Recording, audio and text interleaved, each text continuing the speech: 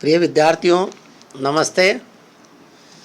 आप लोगों ने रक्षाबंधन का त्यौहार मना लिया होगा। बीच बीच में ये जो त्यौहार आएंगे इनका भी आप आनंद लेंगे, लेकिन अपनी पढ़ाई को निरंतर आप जारी रखेंगे। पढ़ाई में आप किसी प्रकार की कोई लापरवाही नहीं करेंगे तो आपको कोई दिक्कत नहीं आएगी। मैंने रक्षाबंधन से पहले जितने लेसन कंप्लीट करा दिए थे, आज उससे आगे का लेसन पढ़ाने से पहले मैं आपको व्याकरण का एक जो सबसे महत्वपूर्ण टॉपिक है हमारा, केसेज अर्थात कारक प्रकरणम, उसको समझा रहा हूँ। क्योंकि अनुवाद करने के लिए, विभक्तियों को समझने के लिए या विभक्ति का कारण बताने के लिए हमें ये कारक प्रकरण आना बहुत ज़रूरी है। किस शब्द में कौन सी विभक्ति लगी है, आने का कारण क्या है, ये सब आपको आज मैं समझाने जा रहा हूँ। तो इससे पहले कारक मैंने आपको पढ़ा दिए थे। कर्ता ने कर्म को करण से संप्रदान लिए, अपादान से संबंध काके की अधिकरण में पेपर संबोधन है अरे। अब मैं इसी के अंतर्गत आपको विभक्तियों के नियम जो समझाने जा रहा हूँ उसको आपको ध्यान से समझना है। आपकी बुक स्पंदना के पीछे भी ये प्रकरण दिया हुआ है, वो भी आप निकाल के उसमें से भी समझ सकते हैं, पढ़ सकते हैं। तो ये इनको ढंग से आपको समझना है। तो सबसे पहले चलते हैं हम प्रथमा विभक्ति पर। तो देखिए, सबसे ऊपर लिख रखा है कि हिंदी वाक्यों का संस्कृत में अनुवाद करने के लिए ये विभक्तियों के विशेष नियम हैं। सबसे पहली विभक्ति होती है प्रथमा विभक्ति। अब प्रथमा विभक्ति का सबसे पहला नियम है कि आपने कारक पढ़े हैं कि कर्ता कारक में हमेशा प्रथमा विभक्ति होती है। कर्ता कारक में कर्ता किसे कहते हैं? जो काम को करने वाला है, सब्जेक्ट।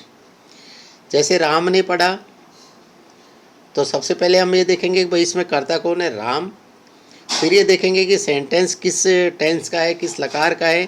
Past tense. राम ने पढ़ा तो रामः अपठत, या राम शब्द में प्रथम व्यक्ति का प्रयोग हुआ है। ठीक है। दूसरा नियम है प्रथम व्यक्ति का कि कर्मवाच्य कर्म में प्रथमा और कर्ता में तृतीय व्यक्ति होती है। पता ही आपको, मैंने पढ़ाए थे वाच्य परिवर्तन आपको, तो उसका ये नियम है। जैसे मेरे द्वारा ग्रंथ पढ़ा गया, तो मेरे द्वारा पढ़ा गया, तो यहाँ पर हम क्या करेंगे कि कर्मवाच्य के कर्म में तो प्रथमा लगाएंगे और कर्ता में तृतीय व्यक्ति का प्रयोग करेंगे। तो मया में तृतीया है, मया ग्रंथः पठ्यते। या कर्म क्या है? ग्रंथ। पठ्यते क्या है? क्रिया, जो आत्मनेपदी में लिखी है। तो इस प्रकार सेकंड नियम है इसका, कर्मवाच्य बनाते समय कर्म में हमेशा प्रथमा विभक्ति आती है।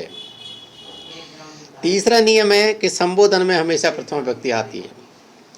संबोधन है ना, हे बालक, हे राम, सब में प्रथमा आएगी। तो ये चीज़ आपको याद रखनी है। अब आइए विभक्ति द्वितीय व्यक्ति के नियम देखिए। द्वितीय व्यक्ति से आपके नियम एग्जाम में पूछते हैं। तो सबसे पहला नियम दे रखा है कि कर्ता क्रिया के द्वारा जिसको सबसे अधिक चाहता है उसकी कर्म संज्ञा होती है। कर्ता जिसको सबसे अधिक चाहता है उसमें कौन सी होती है? कर्म संज्ञा। तथा कर्म में द्वितीय व्यक्ति का प्रयोग होता है। ठीक है। जैसे रामः ग्रामम गच्छति, बालका वेदम पठन्ति। राम गांव जाता है या बालक वेद पढ़ते हैं। आगे समझ में। अब इसके बाद नीचे सेकंड इसका रूल्स है। सेकंड नियम है कि निम्नलिखित शब्दों के योग में द्वितीय विभक्ति होती है। अब ये शब्द आपको रटने हैं, याद करते हैं। जैसे अभितय, उपयतय, इन दोनों शब्दों का अर्थ होता है दोनों ओर। ठीक है। सामने मैंने आपकी बुक में से एग्जाम्पल भी दिए हैं कि सड़क के दोनों ओर वृक्ष हैं। तो वृक्ष कहाँ है? सड़क के दोनों ओर। अब दोनों ओरों का शब्द हम उभयतय या अभितय दोनों में से एक शब्द यहाँ पर ले सकते हैं। तो राजमार्गम, राजमार्ग कहते हैं सड़क को, राजमार्गम अभितय वृक्षा सन्ति। ठीक है। दूसरा है परितय या सर्वतः। परितय सर्वतः इन दोनों का अर्थ है चारों ओर। तो ग्रामम परितय क्षेत्राणि सन्ति, गांव के चारों ओर खेत हैं। ठीक है, अभितय का अर्थ दोनों ओर और परितय का अर्थ चारों ओर। इसके बाद समयानिक्सा। समयानिक्सा का अर्थ है नियरेस्ट, पास में। जैसे विद्यालय के पास में मंदिर है तो विद्यालयम निक्सा देवालय अस्ति। मंदिर, विद्यालय के पास में क्या है? देवालय है, यानी मंदिर है। समझ गए? चौथा है इसका अंतरेण या बिना। अंतरेण और बिना दोनों का अर्थ बिना होता है। जैसे प्रदीप है, पुस्तकम बिना पढ़ती। प्रदीप पुस्तक के बिना पढ़ता है। तो देखिए यहाँ पर पुस्तकम में कौन सी व्यक्ति आई? द्वितीय व्यक्ति। ऊपर के सेंटेंस में हम देखेंगे तो विद्यालय में कौन सी व्यक्ति? द्वितीय व्यक्ति। ग्रामम में कौन सी है? द्वितीय व्यक्ति। राजमार्ग में कौन सी? द्वितीय व्यक्ति। ठीक है, आने का कारण क्या हुआ? तो अभितय के युग में कौन सी आई? द्वितीय व्यक्ति। परितय के युग में कौन सी आई? द्वितीय व्यक्ति। निक्सा के युग में कौन सी आई? द्वितीय व्यक्ति। और बिना के युग में कौन सी आई? द्वितीय व्यक्ति। समझ गए? अब इसके बाद है अंतरा। अंतरा का अर्थ है बीच में। रामम श्यामम च अंतरा देवदत्त अस्ति। राम और श्याम के बीच में कौन है? देवदत्त है। ठीक है, इसके बाद है धिक यानी धिक्कार।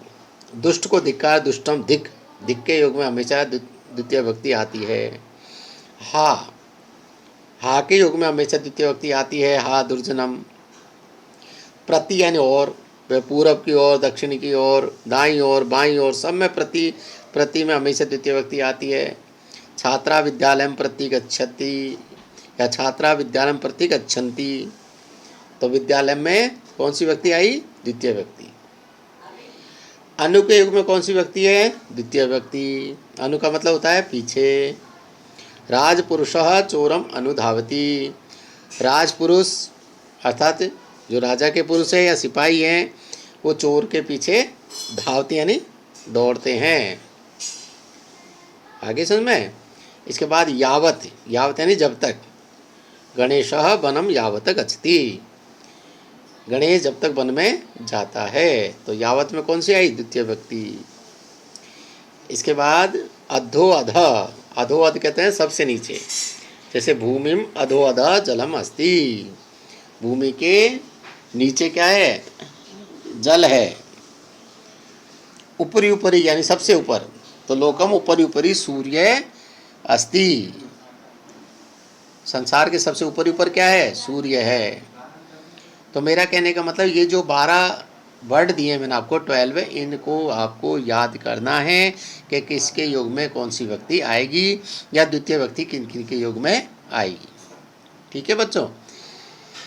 अब तीसरा नियम है गत्यर्थ धातु। गत्यर्थ का मतलब है गति करना, आना जाना, इस प्रकार की जो धातु होती है उनमें हमेशा द्वितीय व्यक्ति आती है। इसके बाद है द्विकर्मक। द्विकर्मक का अर्थ जिनमें 2 कर्म हो। कितने कर्म हो? 2। जहाँ पर 2 कर्म आपको दिखाई दे वहाँ द्वितीय व्यक्ति आएगी। जैसे गोपाल गाय से दूध दूहता है। गोपाल गाय से दूध निकालता है, तो किससे निकालता है? गाय से। क्या निकालता है? दूध। तो 2 क्या हो गए यहाँ पर? कर्म। और ये द्विकर्मक धातु हो गई। और द्विकर्मक धातुओं के योग में हमेशा द्वितीय व्यक्ति आती है।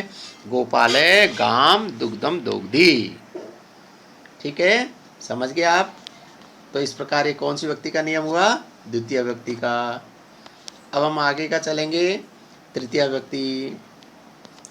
तो बच्चों जैसे कि आपको पता है कि करण कारक में, करण का मतलब साधन, कि जिसमें हम किसी के द्वारा कोई काम किया जा रहा है वो करण कारक कहलाता है।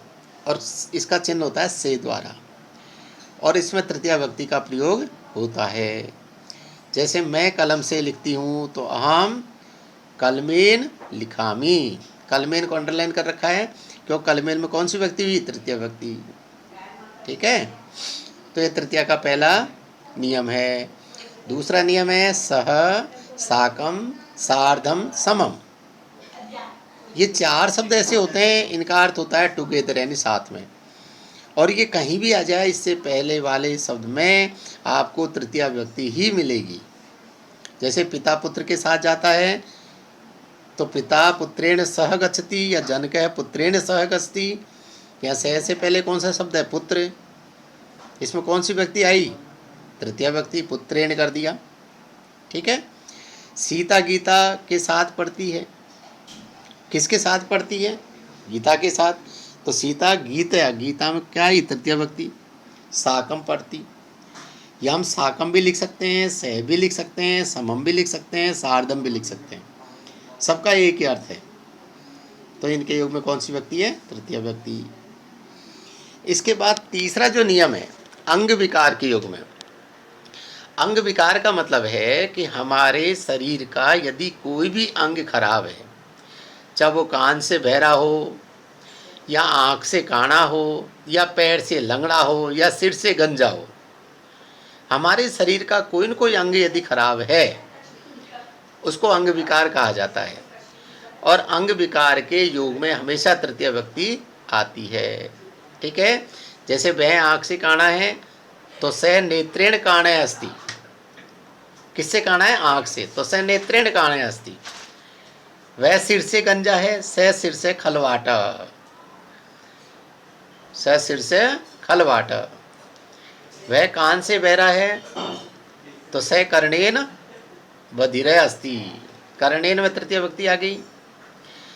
यदि पैर से गंजा है, पैर से सॉरी लंगड़ा है, जैसे साधु पैर से लंगड़ा है तो साधु पादेन खंजय अस्ति। साधु पैर से लंगड़ा है। तो आप समझ गए अंग विकार में कौन सी व्यक्ति आ गई? तृतीय व्यक्ति। चलिए आगे का नियम देखिए कि जिस चिन्ह से किसी की पहचान होती है उस चिन्हवाचक शब्द में हमेशा तृतीय व्यक्ति आती है। चिन्ह से पहचान, जैसे किसी के दाढ़ी बढ़ी हुई है, जटाएं बढ़ी हुई है, तो हम क्या बोलेंगे कि वह जटाओं से कैसा लग रहा है? तपस्वी लगता है। भाई कोई तपस्वी है, महात्मा है, तो किससे लगा महात्मा? हमने किससे बताया उसको? जटाओं से। तो जटा जो शब्द है उसमें कौन सी लगेगी? तृतीय व्यक्ति। स जटा भी तापस प्रतीयते। अब तृतीया का बहुवचन है, तो जटा यहाँ पर क्या है? बहुवचन में है। तो स जटा भी तापस प्रतीयते, वह जटाओं से तपस्वी लगता है। दूसरा एग्जाम्पल है वह बालक पुस्तकों से छात्र लगता है। कोई बालक जा रहा है, हाथ में उसके किताब हैं, बुक हैं, तो हम क्या सोचेंगे? भाई ये कोई छात्र है, पढ़ने के लिए जा रहा है ना। तो स बालकः पुस्तकै छात्र प्रतीयते, वह बालक पुस्तकों से क्या लग रहा है? छात्र है। तो समझ गए आप कि जिस चिन्ह के द्वारा और हमें उसकी पहचान होती है उसमें कौन सी व्यक्ति आई? तृतीय व्यक्ति। कौन सी आई? तृतीया। अब आगे पांचवा नियम है हेतु, अर्थात हेतुवाचक शब्दों में तृतीय व्यक्ति होती है। हेतु का मतलब कारण। वह पढ़ने के लिए रहता है, तो रहता तो है यहाँ पर, लेकिन उसका उद्देश्य क्या है? कारण क्या है? पढ़ने के लिए। तो स अध्ययनेन वसति, वह अध्ययन के लिए यहाँ रहता है। ठीक है। विद्या विनम्रता से अच्छी लगती है। आपने विद्या प्राप्त कर ली, आपके अंदर विनम्रता ही नहीं है तो वो विद्या ही शोभा नहीं देगी। तो विद्या विनम्रता से अच्छी लगती है। विद्या विनयन शोभते, विनयन में तृतीय व्यक्ति है। समझे आप? इसके बाद निषेधार्थ अर्थात मना करना, निषेध करना। इसका एक शब्द होता है अलम। अलम का अर्थ है मना करना। जैसे अलम विवादेन, विवाद मत करो। ठीक है। अलम हंसितेन, मत हंसो। तो ऐसे शब्दों में भी हमेशा तृतीय व्यक्ति का प्रयोग होता है। और बहुत सारे नियम होते हैं, लेकिन मैंने मुख्य मुख्य नियम यहाँ पर आपको लिखे हैं, समझा रहा हूँ, समझिए उनको। इसके बाद चतुर्थी व्यक्ति। बच्चों चतुर्थी व्यक्ति में क्या है कि इसका कारक चिन्ह कौन सा होता है? कारक कौन सा है? संप्रदान कारक। इसका चिन्ह के लिए, तो संप्रदान में हमेशा चतुर्थी व्यक्ति का ही प्रयोग होता है। जैसे राजा गरीब के लिए धन देता है तो नृपय निर्धनाय धनम यच्छति। या चतुर्थी व्यक्ति की इसमें अंडरलाइन करो, उसको उठाओ अपनी पेंसिल। निर्धनाय अर्थात धन दे रहा है, वो किसके लिए दे रहा है? गरीब के लिए। तो इसमें संप्रदान कारक है। बालक है स्वयं मित्राय पुस्तकम ददाति, बालक अपने मित्र के लिए क्या दे रहा है? पुस्तक। कौन सी व्यक्ति है? चतुर्थी व्यक्ति। तो ये चतुर्थी व्यक्ति का पहला नियम है। अगला नियम देखिए दूसरा चतुर्थी व्यक्ति का, रुच धातु। रुच का अर्थ है अच्छा लगना, अर्थात रुचि अर्थ वाली धातुओं में जो प्रसन्न होने वाला होता है उसकी हमेशा संप्रदान संज्ञा होती है और संप्रदान में चतुर्थी विभक्ति आती है। जैसे बालक को लड्डू अच्छे लगते हैं, क्या अच्छे लगते हैं? लड्डू। किसको अच्छे लग रहे हैं? बालक को। तो बालक में चतुर्थी लगा दीजिए, बालकाय मोदका रोचन्ते, बालकाय मोदका रोचन्ते। यदि हम इसको ऐसे कहते हैं कि बालक को लड्डू अच्छा लगता है एक वचन में, तो बालकाय मोदकम रोचते।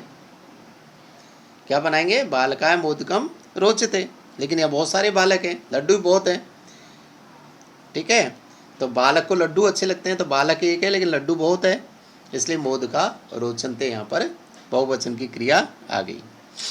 भक्ताय रामायणम रोचते, भक्त को रामायण अच्छी लगती है तो भक्ताय में चतुर्थी आ गई, ठीक है। समझ गए आप चतुर्थी का दूसरा नियम? चलिए, तीसरा नियम है क्रोध। क्रोध करना, ईर्ष्या आदि अर्थ वाली धातुओं के प्रयोग में जिसके ऊपर क्रोध किया जाए उसमें चतुर्थी विभक्ति आती है। जैसे पिता पुत्र पर क्रोध करता है, तो किस पर क्रोध कर रहा है? पिता पुत्र पर, तो पुत्र में चतुर्थी लगा दीजिए, पुत्राय। पिता पुत्राय क्रोध्यति, पिता पुत्र पर क्रोध करता है। आगे समझ में? इसके बाद दुष्ट सज्जनों से ईर्ष्या करता है, तो किससे कर रहा है? सज्जनों से, तो दुर्जनः सज्जनाय ईर्ष्यति, ठीक है। अब इसके बाद देखिए चौथा नियम। चौथा नियम आता है नमः। नमः स्वस्ति स्वाहा स्वधा अलम और वसट, इनके योग में हमेशा चतुर्थी विभक्ति ही आएगी। कौन सी आएगी? चतुर्थी। नमः का मतलब हम किसी को नमस्कार करें, जैसे गुरु को नमस्कार कर रहे हैं, गुरुवे नमः, ठीक है। गणेशाय स्वस्ति, गणेश का कल्याण हो। प्रजायाय स्वाहा, प्रजा के लिए स्वाहा, तो इत्यादि इनमें क्या आती है? हमेशा चतुर्थी विभक्ति। आपने मंदिरों में देखा होगा ओम नमः शिवाय। शिवाय क्यों करते हैं? शिव क्यों नहीं करते? क्योंकि नमः के योग में कौन सी विभक्ति आती है? चतुर्थी विभक्ति का प्रयोग होता है, ठीक है। अगला नियम देखिए तादर्थ, आगे देखिए तार्दभ्य चतुर्थी वाच्या, अर्थात जिस प्रयोजन के लिए, ताद अर्थे यानी जिस प्रयोजन के लिए जो क्रिया की जाती है उस प्रयोजनवाचक शब्द में हमेशा चतुर्थी आती है। कैसे? वह मोक्ष के लिए भगवान को बसता है, इसका मतलब उसका क्या हुआ? प्रयोजन हो गया, कारण हो गया। किसके लिए बज रहा है? मोक्ष के लिए। तो से मोक्षाय हरिम भजती, वह मोक्ष के लिए किसको बज रहा है? भगवान को। समझ गए? ऐसे ही है बालक दूध के लिए रोता है, तो बालक किसके लिए रो रहा है? दूध के लिए, तो बालक दुग्धाय कृध्यति। तो बच्चों इस प्रकार कौन सी विभक्ति पढ़ी हमने? चतुर्थी विभक्ति। समझ गए? अब देखिए पंचमी विभक्ति पर आ जाइए। अपादान कारक। देखिए अपादान कारक का अर्थ है, अपादान का मतलब है अलग होने का अर्थ, ठीक है। जब एक वस्तु दूसरी वस्तु से अलग हो जाती है तो वहाँ पर अपादान संज्ञा होती है और उसमें पंचमी विभक्ति का प्रयोग होता है। जैसे पेड़ से पत्ता गिरता है तो वृक्षात् पत्रम पतति, यदि वृक्ष से पत्ते गिरते हैं तो वृक्षात् पत्राणि पतन्ति, बहुवचन में क्रिया हो जाएगी, ठीक है। मोहन गांव से आता है तो मोहने ग्रामात् आगच्छति। समझ गए? तो पंचमी विभक्ति किस में आती है? जब एक वस्तु दूसरी से अलग हो जाती है।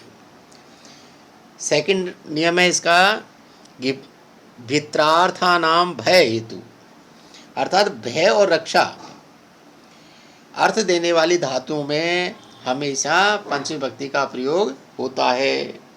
किसमें? भय और रक्ष धातु में कौन सी विभक्ति आती है? पंचमी विभक्ति। कैसे? अब देखिए उसको डिटेल में। जैसे बालक शेर से डरता है, तो बालक को डर लगा, किससे लगा? शेर से, तो शेर में कौन सी विभक्ति आएगी? पंचमी विभक्ति, ठीक है ना। बालक सिंहात विवेति, बालक चोर से डरता है। ठीक है ना। इसके बाद राजा दुष्ट से रक्षा करता है, तो नृप दुष्टात रक्षति, अर्थात भय और रक्ष वाली धातु में कौन सी आएगी, पंचमी विभक्ति। ठीक है। आख्यातो प्रयोगे, आख्यातो प्रयोगे यानी जिससे नियम पूर्वक विद्या ग्रहण की जाती है, नियम पूर्वक रेगुलरली जो विद्या ग्रहण की जाती है, उस शिक्षक आदि मनुष्यों की अपादान संज्ञा होती है और उस अपादान में पंचमी विभक्ति का प्रयोग होता है। कैसे कि शिष्य गुरु के पास बैठता है। अब क्यों बैठता है, शिक्षा ग्रहण करने के लिए। तो शिष्य उपाध्यायात, उपाध्यायात कहते हैं गुरु को, शिष्य उपाध्यायात अधीते, समझ गए आप। छात्र शिक्षकात पढ़ती, छात्र किससे पढ़ता है, शिक्षक से पढ़ता है, रेगुलर पढ़ता है, नियमित पढ़ता है, इसलिए कौन सी विभक्ति होगी, पंचमी विभक्ति। इसके बाद है जुगुप्सा, विराम, प्रमाद, अर्थ वाली धातुओं के प्रयोग में जिससे घृणा आदि की जाती है उसकी अपादान संज्ञा होती है, और अपादान में विभक्ति का आती है, कौन सी आती है, पंचमी। ये वाइटनर लगा हुआ है, यहाँ पर पंचमी लिख लीजिए आप, पंचमी विभक्ति का प्रयोग होता है। जैसे महेश पापात जुगुप्सते, महेश पाप से घृणा करता है, किससे कर रहा है, पाप से, तो पाप में कौन सी लगेगी, पंचमी, पापात, महेशः पापात जुगुप्सते। कुलदीप अर्धमता विरमति, ठीक है। तो इस प्रकार पांचवा नियम है भुव और प्रभव। भू धातु के कर्ता का जो उत्पत्ति स्थान है, भू का मतलब होना, तो उसकी अपादान संज्ञा होती है और अपादान में पंचमी विभक्ति आती है। कैसे, जैसे गंगा कहाँ से निकलती है, हिमालय से, तो गंगा हिमालय से निकलती है, गंगा हिमालयात प्रभवती, गंगा कहाँ से निकलती है, हिमालय से, तो गंगा हिमालयात प्रभवती, समझ गए। देखिए प्रभवती, उद्भवती, उद्गच्छति, निलयति, ये जो शब्द आते हैं ये सब निकलने के अर्थ में आते हैं, और इसमें कौन सी विभक्ति आती है, पंचमी विभक्ति का प्रयोग होता है। ठीक है। इसके बाद लास्ट नियम है तरप प्रत्यय। जब दो पदार्थों में से किसी एक पदार्थ की विशेषता प्रकट की जाती है, अर्थात एक पदार्थ को अच्छा या बुरा बताया जाए, दोनों में आपस में तुलना की जाती है, वहाँ पर तरप प्रत्यय होता है, और तरप प्रत्यय में हमेशा पंचमी विभक्ति आती है। कैसे, एग्जाम्पल देखिए, राम श्याम से चतुर है, तो राम श्यामात पटुतरे अस्ति, पटुतर कहते हैं चतुर, राम श्याम से चतुर है। समझ में आ रहा है बच्चों आपको, अच्छी तरह आराम से समझिए, धीरे धीरे, कोई दिक्कत नहीं है, 2 बार 3 बार इस वीडियो को निकाल के समझिए। तो राम है श्यामात पटुतरे अस्ति, राम से श्याम चतुर है। माता भूमि गुरुतरा अस्ति, माता भूमि से भी श्रेष्ठ है, गुरुतर बड़ी है।